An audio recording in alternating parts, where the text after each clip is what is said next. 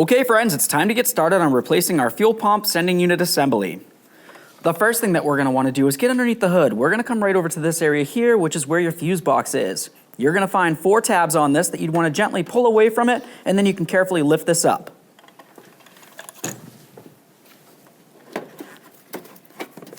Now once you have this up, the next thing that we want to do is look at this chart right here. This is going to tell us where our fuel pump fuse is. If we follow it down, we can see that it's a 15 amp fuse. With that said, we're going to come right down here and we're going to find the fuse that we need, which is this bottom 15 amp fuse right here where my index finger is. So what we want to do here is we're just going to go ahead and get inside here and we're going to pull out the fuel pump fuse. We'll go ahead and set this aside, and now we'll hop inside the passenger compartment and try to start the car.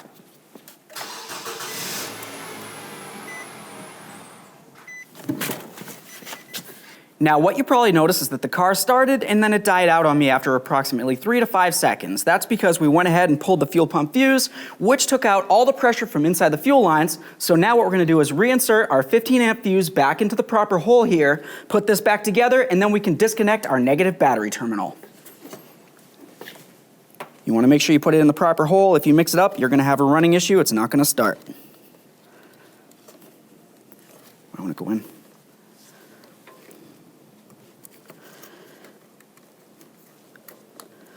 There we are.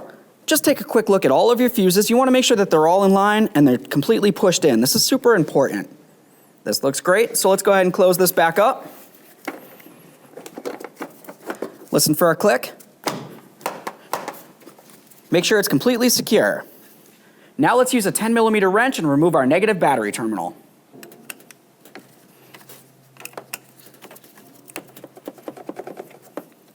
Now we'll just inspect it and carefully set it aside so it's making no contact with our battery terminal.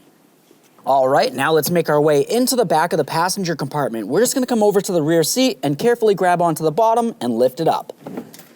Now we can gently slide this out of the way. What's it attached to?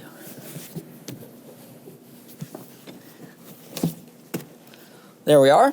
And now we have the access to our trap door where our fuel pump is. To remove this cover right here, what we want to do is carefully twist these clockwise. I'm just going to use a Phillips head screwdriver, press it in, press down on this a little bit, and then we can turn it. Let's do the same to all 3.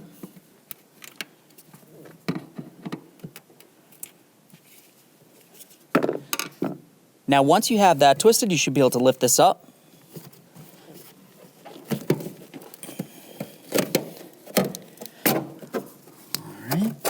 And now we can see our electrical connector. To disconnect the connector, you want to come right over here to this little tab. You can gently press in on that, and then you can slide this out and away.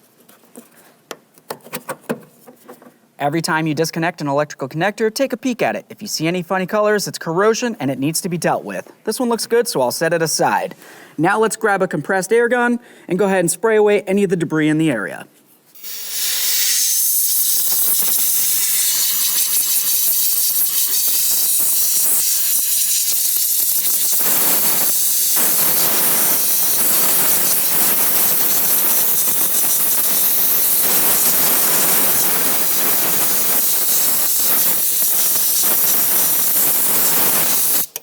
Now obviously it's a good idea to do the best job at this as you can because you don't want any debris making its way into the fuel tank as we continue. Now the next thing that you're going to want to do is have a nice absorbent pad right here, so that way there when we remove the fuel pump from the area, you don't get any fuel on the interior of your vehicle. After that, let's go ahead and take a nice brass punch and a hammer, and we're going to lightly pound on this right here and try to turn this counterclockwise to unlock the locking ring. Sometimes it can be hard to get the right angle. You want to be very careful not to make a spark of any sort.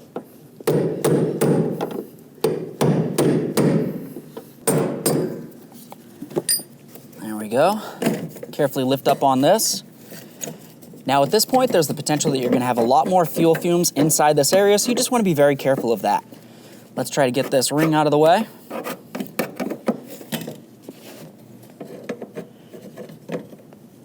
Set that aside. Now let's carefully start lifting up on this. You want to be very careful as you start lifting this up because it's very common to still have fuel inside the sending unit, as you can see here. So what we want to do is just gently tip this a little bit, and I want to try to get the level sensor out of there. There's like a little fuel bobber. There we are. Now let's go ahead and get this right out of the passenger compartment into our collection bucket. And then, of course, you want to make sure that you clean up all the fuel that's inside the passenger compartment.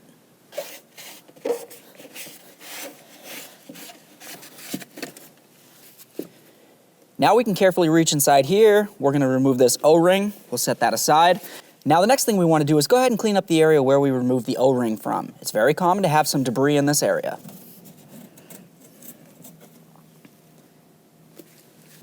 The first thing I always like to do is just take my O-ring and I'm going to put it into place. You want to be very careful with this and make sure that it's not hanging off into the fuel tank. If that's the case, it's not going to seal and you could potentially have an issue where you have fuel vapors making their way into your passenger compartment. Now let's take the fuel pump here. We're going to go ahead and put the level float down and inside first. And then we'll just gently roll this down and in. As we bring this down, you want to make sure that you have your fuel line facing towards the front of the vehicle, and these two ears are going to fit in between these two tabs. Let's go ahead and press this down.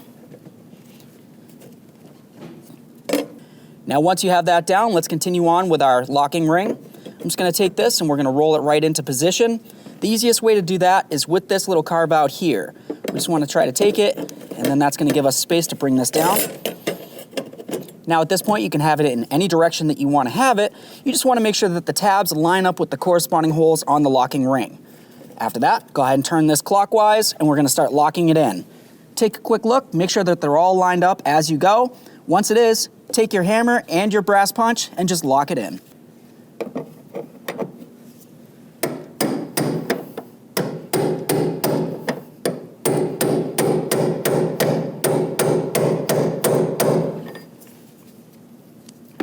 The next thing we want to do is come to our original fuel pump. What you're going to notice is this white clip typically stays on it.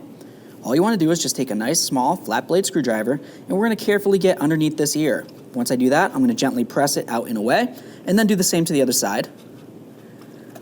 Now we can slide this off and we can put this onto the fuel line that's inside of the vehicle. Now we can take this, we're going to try to line up each of those snapping ears with the corresponding holes on the line itself. Listen for a click, we'll make sure it's secure. Now we can remove this yellow tab right here. It pretty much just blocks this so no debris can make its way inside. We'll take the line, we're going to slide it on and listen for a click. We got a click, let's give it a little tug and make sure that it's secure so it doesn't want to slide off of there.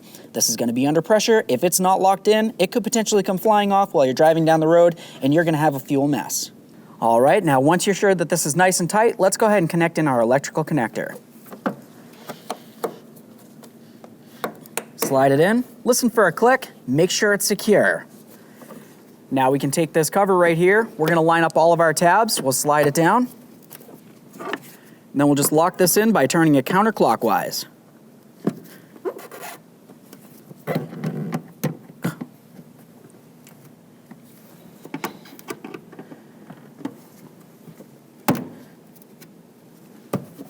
Make sure that's secure as well. All right, so now we can go ahead and flip down the seat. When you do this, you want to make sure that all of your seatbelt buckles are up in the upright position like this. It's pretty much impossible for them to fall down, but you do want to make sure that they're up so you're going to be safe as possible for all your passengers inside the vehicle. Slide this down, make sure it's secure. Now at this point, we're going to want to make our way back into the engine compartment. There's a couple things you want to think about. You want to make sure that you don't have any fuel vapor on your gloves, hands, or anything the like, or even inside the atmosphere that you're in. With that said, we're going to go ahead and connect on our negative battery terminal. Before I do that, I always like to try to clean it up. I want to make sure that it's clean and free of any debris or, of course, corrosion that might be inside the area. Anything like that could cause a restriction, which isn't any good for your electrical system.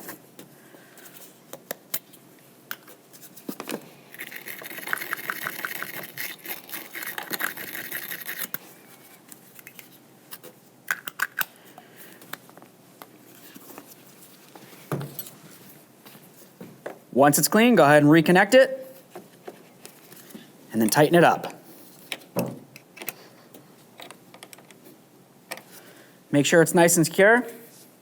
Now let's go ahead and hop inside the passenger compartment, and we're going to get ready to start up the car. When I turn the key, one of the first things that I always do is look at the fuel gauge. I want to ensure that that's functioning properly. Now we can go ahead and start it up. Keep in mind that we went ahead and we took out all the pressure inside the fuel line, so it might take a couple extra cranks to try to start.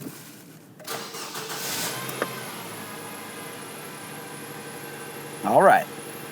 Okay friends, we got the car all back together. What's left to do now? Now you're just going to want to take a peek underneath the vehicle. Make sure that you don't have any fuel leaks under there from when we started it up. After that, go ahead and take it for a road test. Thanks.